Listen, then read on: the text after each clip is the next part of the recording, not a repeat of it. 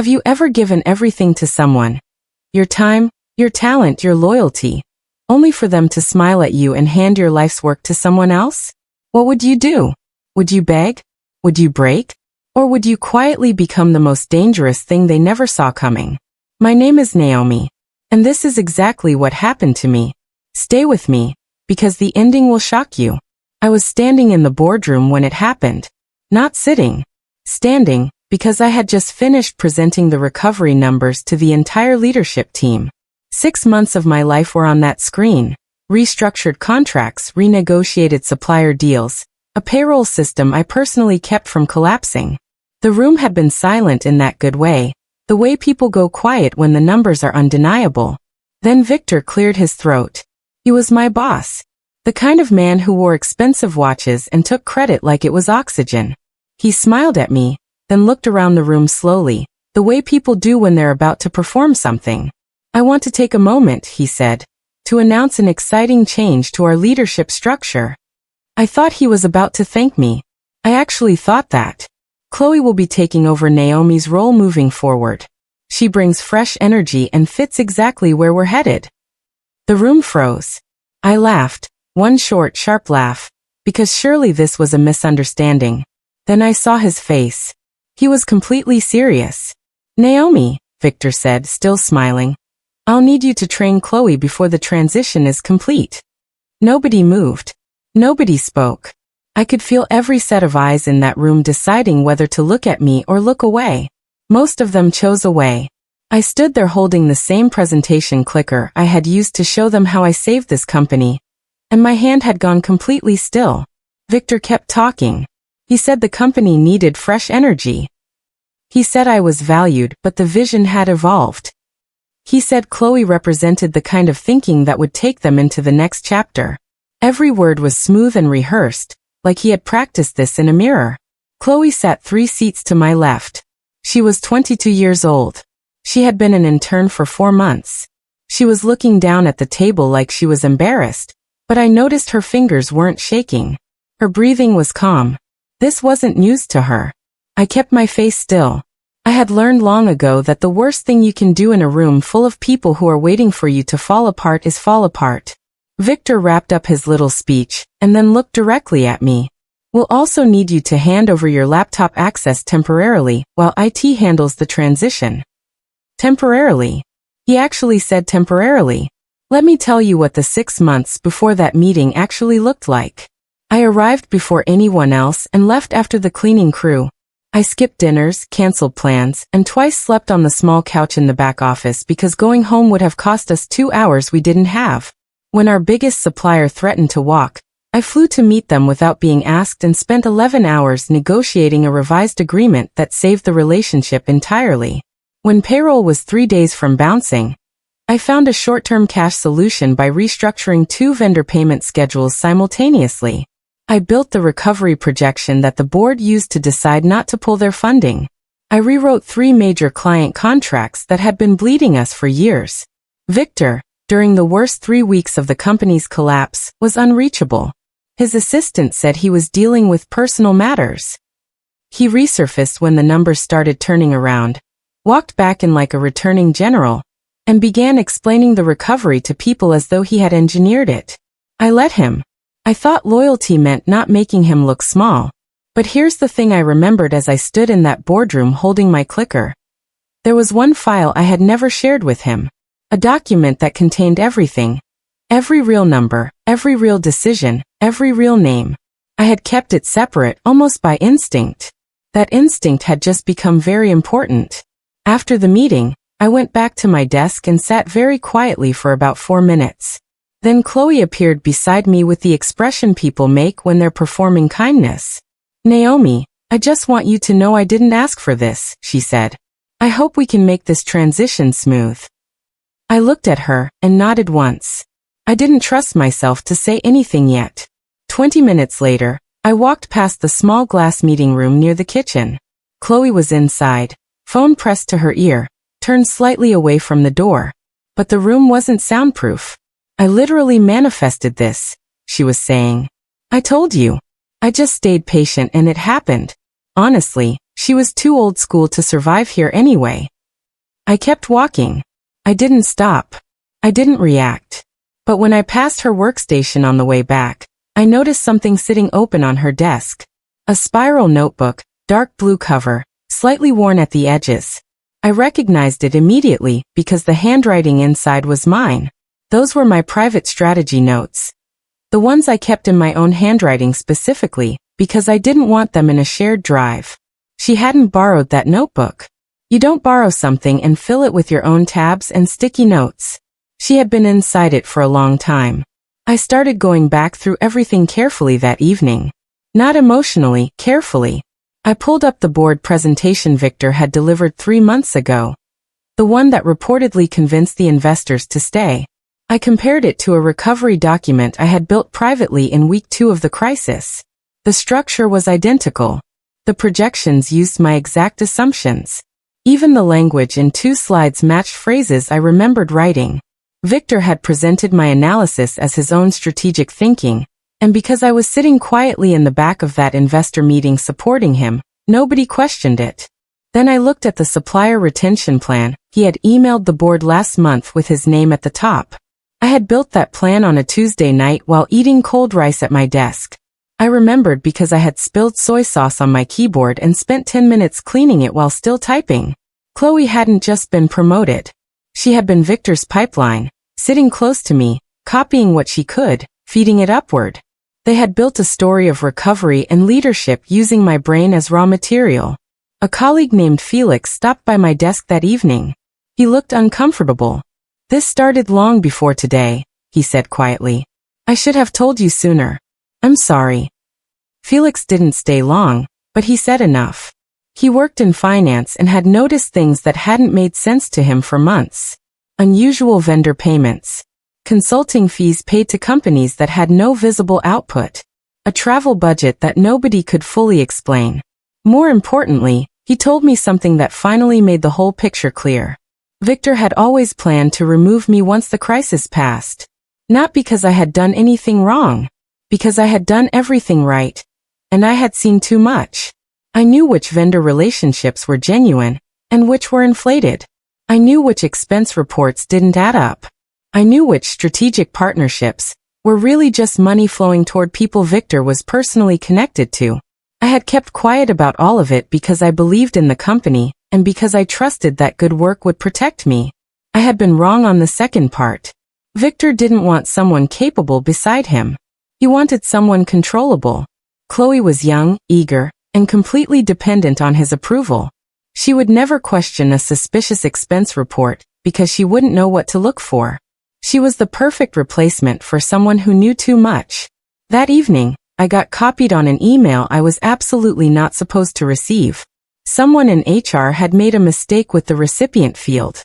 I stared at my screen for a long moment before I opened it. The email was from Victor to the HR director, a woman named Patricia. The subject line read, "Naomi Transition Plan." The message was short and direct. "We need Naomi transitioned out cleanly before quarter close. Chloe is more aligned and won't challenge leadership.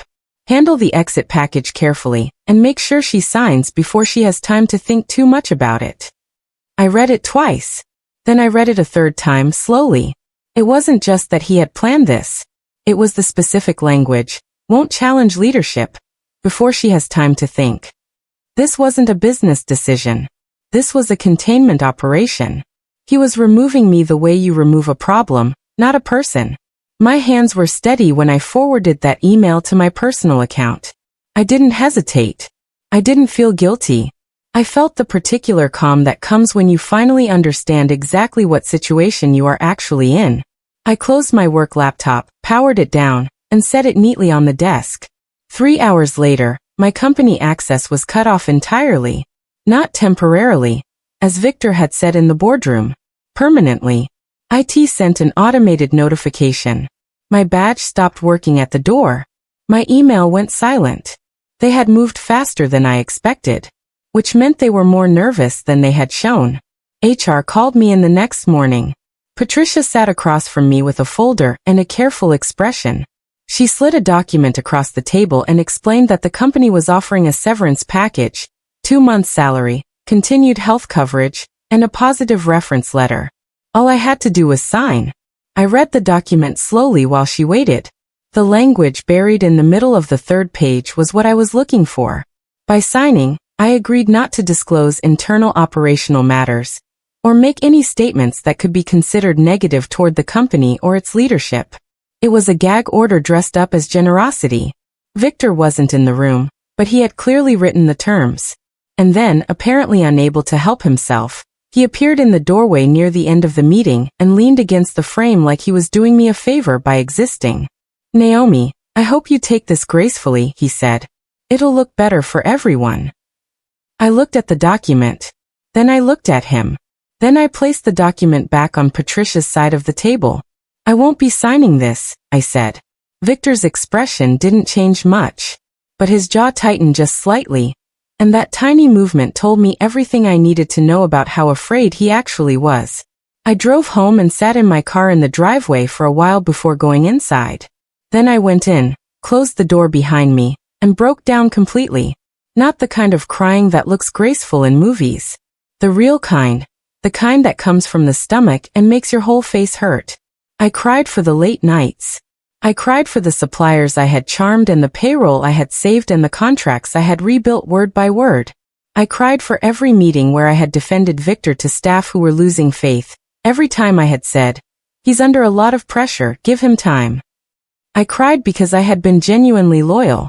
Not strategic, not calculating, actually loyal. And he had watched me work myself to the edge of exhaustion, and then used my exit to reward a 22-year-old who had copied my notebook. I let myself feel all of it. Every bit. And then the crying stopped, the way a storm stops, and what came after it wasn't sadness. It was clarity.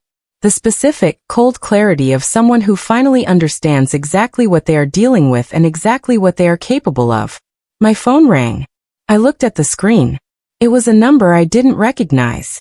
I almost didn't answer. I answered. "Naomi." The voice was calm and direct. "My name is Ethan Hale. I'm the CEO of Hale Group. I heard you recently became available, and I'd like to buy you dinner." Hale Group was Victor's biggest competitor. I had spent 2 years watching Victor dismiss them as overhyped.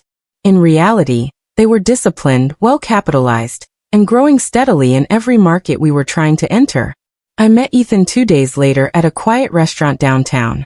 He was straightforward in a way that Victor had never been. No performance. No flattery warm-up. He sat down, ordered water, and said, "Everyone in this industry knows you're the one who kept Victor's company alive. The question is what you want to do next." I told him I wasn't interested in a soft landing. I wasn't looking for a title that sounded important, but had no real weight behind it. He asked what I was looking for. I told him. I wanted access to strategy, acquisitions, and the vendor relationships I already understood better than anyone in the room. I wanted authority that was written into my contract, not given verbally and taken back when it became inconvenient. He was quiet for a moment. "That's not what most people ask for at this stage of the conversation," he said. "I'm not most people," I replied. He smiled. "No. You're clearly not." We negotiated for a week. Not frantically, carefully. I wasn't desperate, and I made sure the terms reflected that. By the end, I had an offer with real structural authority. VP of Strategy and Partnerships, reporting directly to Ethan, with written contractual protections around my scope of work, and a clause preventing reassignment without documented board approval. It was everything I had never thought to demand at my previous job because I had trusted good faith to be enough. I signed on a Thursday. I started the following Monday. My first week at Hale Group was quiet and focused. I spent most of it reading financials, vendor contracts, client relationships, market positioning. Ethan gave me full access and didn't hover, which told me he was serious. What I found in those files confirmed something I had suspected from the outside. Victor's company was significantly weaker than it appeared. The recovery I had engineered had bought them time, but not stability. The underlying structure still had serious gaps, overextended client promises, fragile supplier agreements, and a cost base that didn't match their real revenue. Victor had used my work to look like he had solved the problem. He hadn't. He had papered over it.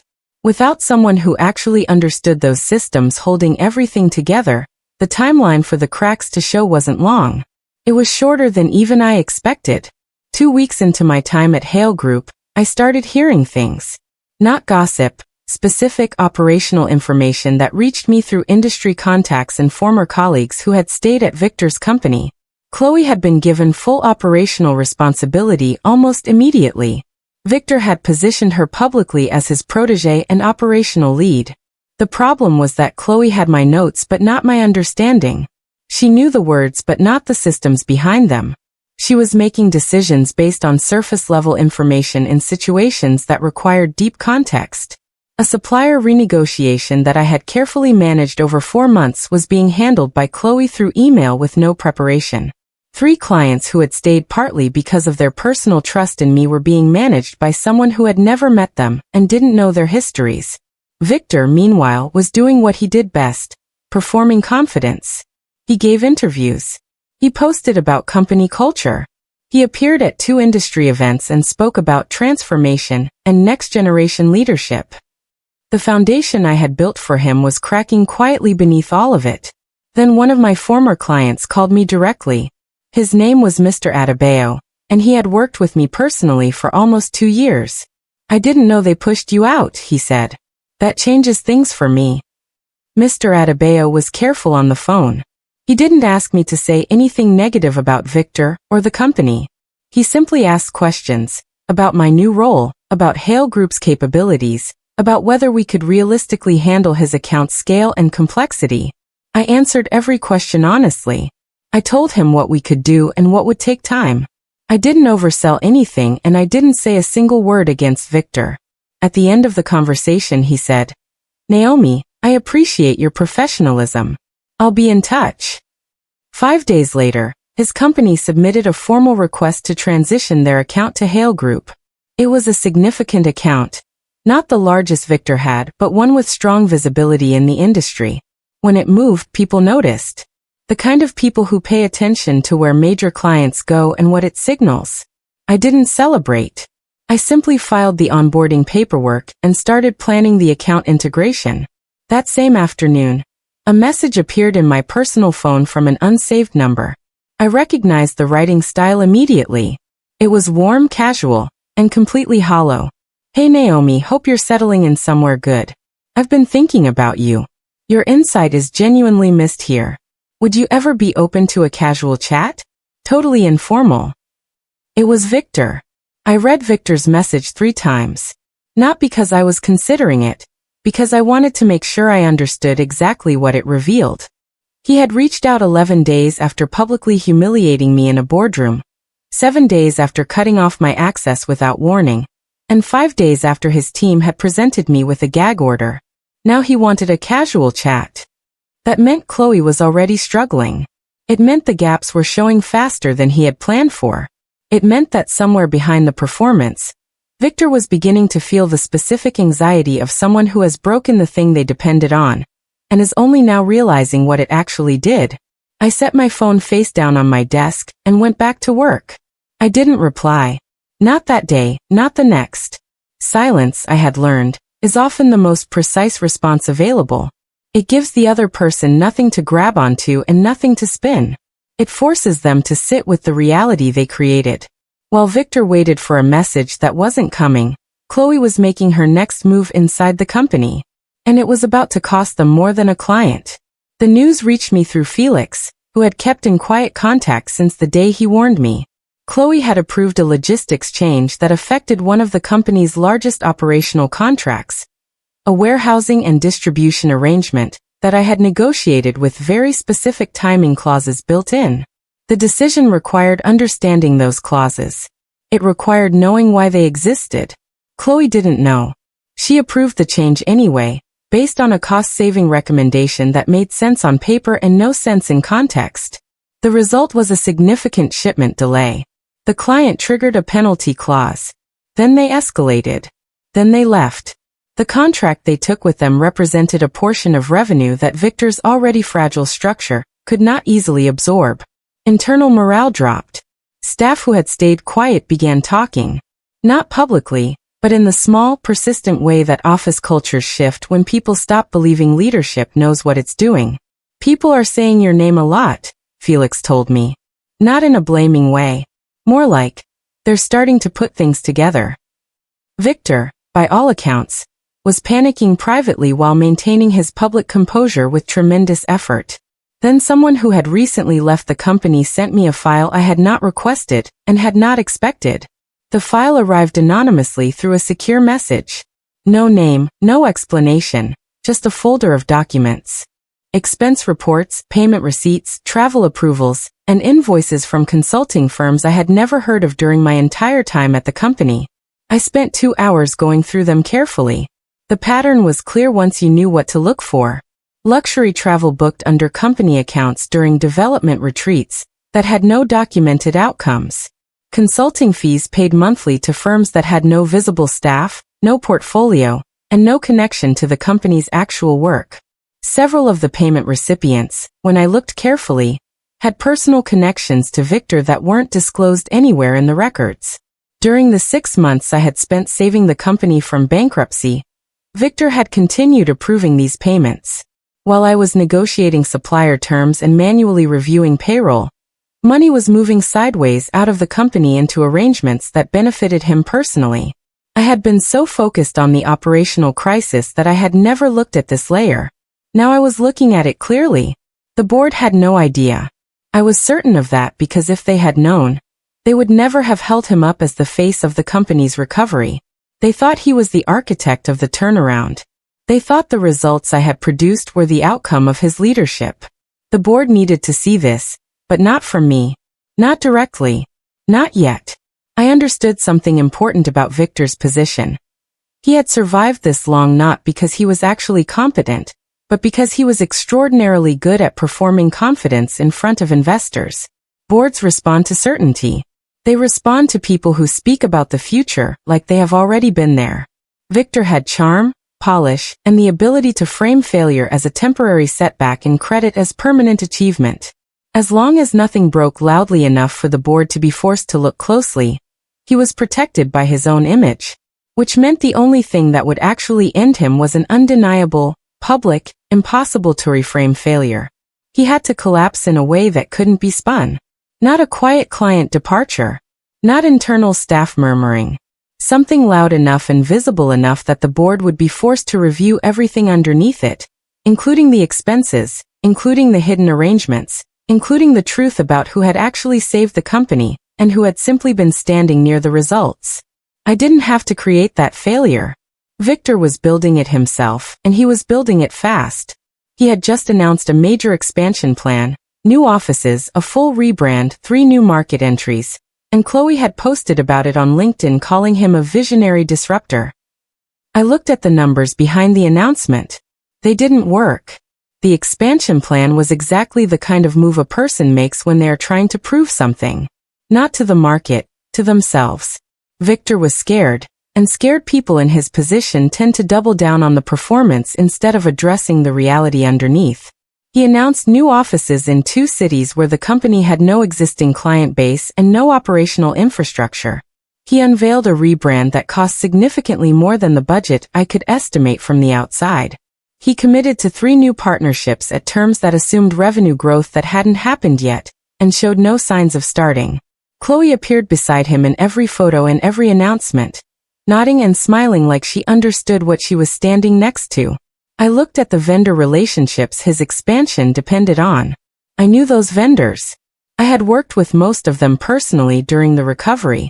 I knew which relationships were solid, and which were transactional.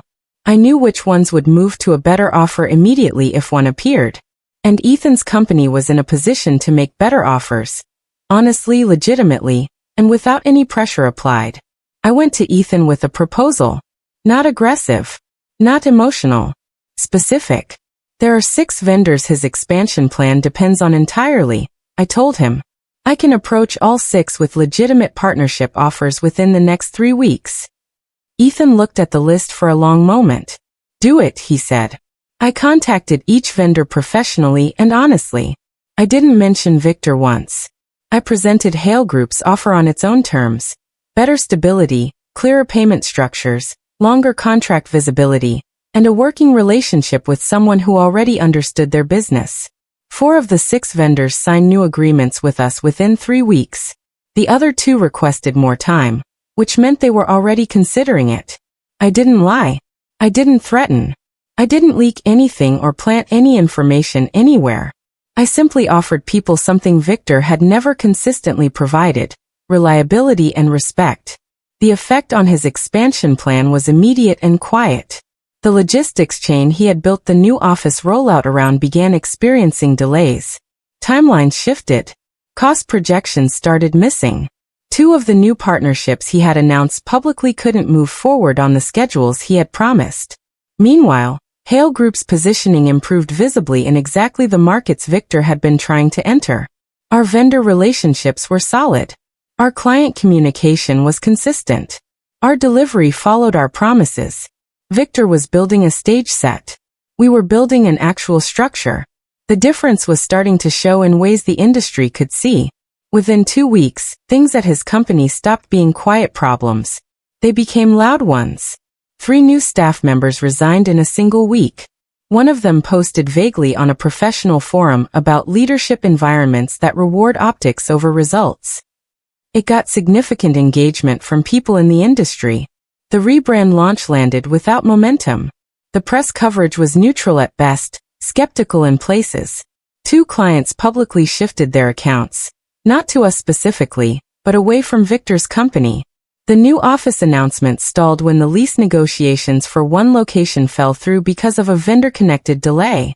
Victor, by all accounts from Felix and others still inside, was holding daily meetings that accomplished nothing and blaming every failure on external factors.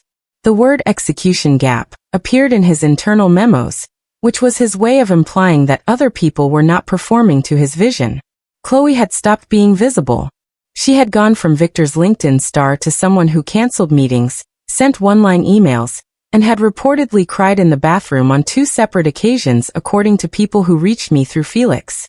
I watched all of this the way you watch a structure you once repaired from the outside. Not with pleasure exactly, but with the precise recognition of someone who understands why every single thing is failing. Then a video appeared online. And everything accelerated. Someone had recorded an internal meeting. I didn't know who and I didn't need to know. The clip was 53 seconds long and it spread fast. In the video, Victor was standing at the front of a meeting room, relaxed and comfortable in the way people are when they believe they're only speaking to allies. He was talking about the transition, my transition. He said I had been replaceable from day one, and that loyal workers are the easiest to exploit because they never see it coming. Then he laughed. The room gave him the uncomfortable laughter of people who don't want to be the only ones not laughing. Then he said Chloe was cheaper, easier to manage, and wouldn't ask the kind of questions that slow things down. The clip ended there. Within 4 hours, it had been shared extensively across professional networks. Former employees commented. Industry observers commented. 3 journalists requested statements from the company. 2 major clients emailed their account managers asking for clarification on leadership stability. Victor's PR team sent out a statement calling the clip out of context. Nobody found that persuasive. The board called an emergency meeting. I wasn't in that meeting. I didn't need to be. What I knew from Felix, from industry contacts, from basic logic, was that the board was finally doing what it should have done months earlier. Looking at the actual numbers underneath Victor's performance. Not the recovery narrative he had sold them. The real numbers. Expense by expense, decision by decision.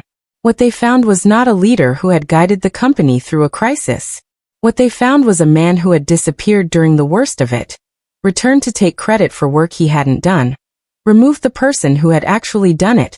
Approved a reckless expansion plan to cover his insecurity.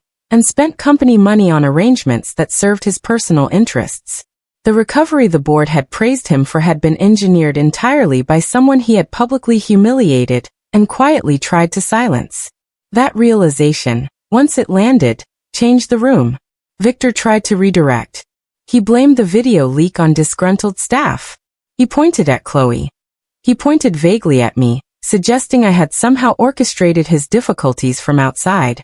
None of it held. When you are sitting in a boardroom, and the financial records don't support a single claim your CEO has made, redirection doesn't work.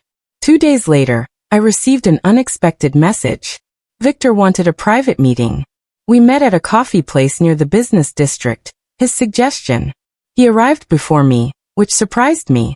I had expected him to be late in the way powerful people signal they are still powerful. But he was there when I walked in, sitting with both hands around a cup, and he looked like someone who hadn't slept properly in at least a week. He stood when I approached. He actually stood. We sat down and he started talking immediately. The warmth from his usual performance was gone. What replaced it was something smaller. A man trying to find words for a situation he had never expected to be in. He said he had made mistakes. He said the board was being unreasonable. He offered me money, a lump sum, more than the original severance. He offered me a senior title if I came back. He offered to give me public credit for the recovery. Said he would tell the board exactly what I had contributed. I let him finish. Then I looked at him calmly and I said, "Do you remember the day you stood in that boardroom and told me to train the intern who was replacing me?" He opened his mouth. "Do you remember," I continued, "that you made me hand over my laptop access in front of everyone?" He closed his mouth. "I remember all of it," I said. "Every detail." I let the silence sit for a moment. "I'm not coming back," I told him. "But I want you to know something. You didn't break me. You clarified things." His face shifted. He had expected negotiation. He had not expected closure. "There's something else you should know," I said. I told him about the acquisition. Hale Group had been in discussions with 2 of Victor's largest remaining investors for several weeks. The conversations had accelerated significantly after the video leak and the board's internal review. The investors were not interested in continuing under current leadership. They were interested in preserving what value remained in the company's client base and operational infrastructure. Ethan had structured an offer, a partial acquisition of the company's core assets and client contracts. Not a full buyout. Enough to stabilize what was worth saving and restructure what wasn't. I was leading the integration. Victor stared at me. "You've been planning this," he said. "I've been working," I replied. "There's a difference." He sat back in his chair. Something moved across his face that I hadn't seen there before. Not anger. Something quieter. The specific expression of a person who has just understood, fully and completely, the size of the miscalculation they made. He had removed me because he thought I was too loyal to fight back. He had replaced me with someone he could control because he was afraid of someone he couldn't. He had believed that because I had protected him quietly, I would continue to do so indefinitely. He had never once considered what I was capable of when the protection stopped. The acquisition announcement went public the following morning. The integration took 4 months. Victor was removed from his position during the 2nd week of the process. It wasn't dramatic. There was no public announcement with his name in it, no press release naming what had happened. Just a quiet update in the company's filings, and an empty chair at the leadership table where he used to sit. Chloe had already left before that. A brief internal notice, and then nothing. No LinkedIn post, no farewell. Just gone. I walked into that building for the first time as the executive overseeing the integration on a Tuesday morning in early spring. I used the main entrance. Security cleared me immediately. Several people in the lobby recognized me. Some from when I had worked there, others who had joined since and knew my name from the industry. A few said congratulations. One said quietly, "We knew it was you all along." I thanked them and kept moving. On my way to the executive floor, I passed the old boardroom. The glass walls were the same. The long table was the same. I slowed down for a moment and looked inside. I didn't feel rage. I didn't feel satisfaction exactly. I felt something cleaner than both. The particular piece of a person who did not let a betrayal define them, who kept working instead of collapsing, and who let the quality of their work speak the truth that no one could argue with. He replaced me with his favorite intern because he thought my loyalty was weakness. What he never understood was that my loyalty was always to the work, and the work had followed me out of the building. Now let me tell you what I learned, and what I need you to take from this story. First, never confuse loyalty to a person with loyalty to your work. Your work belongs to you. Your skills belong to you. When someone removes you, those things come with you. Second, don't sign anything in a moment of shock. Read everything slowly. A gag order dressed as generosity is still a gag order. Third, silence is a strategy. Not every betrayal deserves a reaction. Some deserve patience and precision. Fourth, the people who try to erase you are often most afraid of what you actually know. That fear is information. Fifth, build for yourself with the same energy you gave to someone who didn't value it. You were never the problem. If this story moved you, if it reminded you of something you lived through, or gave you language for something you couldn't name before, please hit the like button right now. Leave a comment telling me which part hit hardest. Share this with someone who needs to hear it today. And if you haven't subscribed yet, please do. There are more stories coming, real, raw, and built for people who refuse to stay down. I'll see you in the next one.